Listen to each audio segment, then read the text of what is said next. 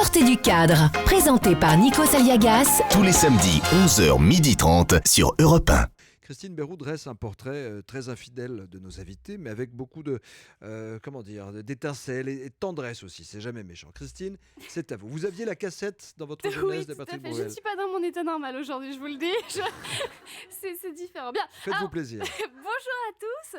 Alors, quand cette semaine, on m'a dit on reçoit un certain Patrick B, un homme qui aime remettre en question, qui a le droit et bluffer avec l'argent, tout de suite, j'ai dit Patrick Balkany.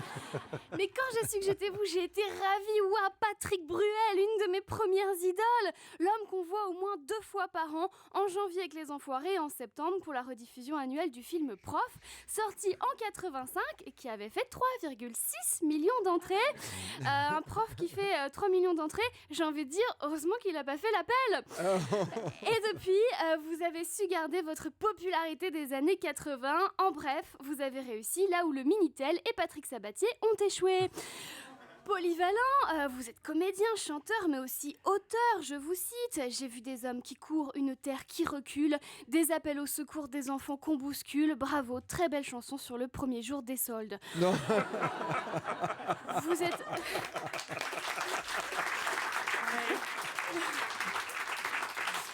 Alors vous êtes aussi un grand joueur de poker. Moi j'ai essayé de jouer au poker mais j'arrive pas. Faut dire c'est un truc de mec. Si je suis désolée, c'est un truc des mecs. Il y a que des mecs pour rester assis des heures à une table pour savoir qui c'est qui a la plus belle paire. Non. Patrick, vous avez même été poker coach.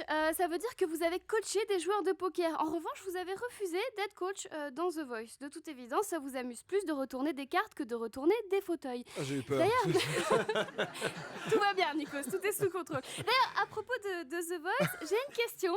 Que se passerait-il aux auditions à l'aveugle si un candidat chantait « Alors regarde » ? Oui. Vous avez 2 heures à l'aveugle, alors regarde. Oui, j'ai compris. J'avoue, on sait jamais trop. Je viens de comprendre.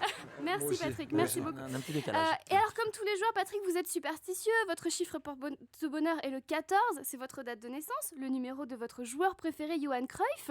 Mais 14, c'est également bien sûr le nombre de i qu'il y a dans Patrick. Alors...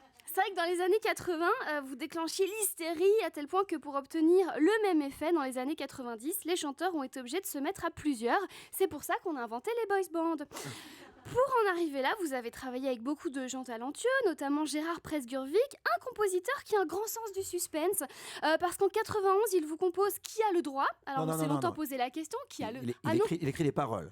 Bah oui, d'accord. Je fais la musique. Ah, très bien, excusez-moi. Donc il a écrit les paroles, vous avez fait la magnifique musique de Qui a le droit. Vous savez me parler. Donc alors à cause de lui, on s'est longtemps posé la question, qui a le droit ? Et il nous donne la réponse seulement 10 ans plus tard en composant pour Liane Folly, On a tous le droit.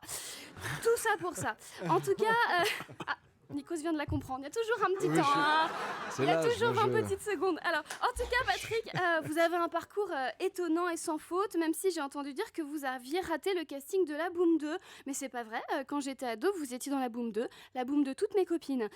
Et depuis, vous n'avez pas changé. Heureuse de vous retrouver dans ce nouveau film, Ange et Gabriel, où vous jouez un séducteur sous le charme d'Isabelle Carré. Vos fans sont donc rassurés. C'est pas parce que dans le film vous vous appelez Ange que vous n'avez pas de sexe. Et d'ailleurs, après les questions noires et les questions blanches, j'ai une question rose.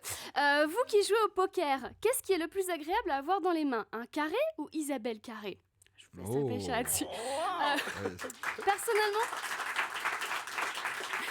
Personnellement, je suis assez nulle en bluff, vous l'avez vu. C'est pourquoi, Patrick Bruel, je vais tout de suite vous dévoiler mon jeu. Si beaucoup de chroniqueurs aiment le pic, sachez que je n'ai pour vous que du cœur. L'adolescente que j'étais vous adulait, l'adulte que je suis vous aime. Nous sommes le 31 octobre. Pour certains, c'est Halloween, mais pour moi, aujourd'hui, c'était Noël. Merci beaucoup de votre attention.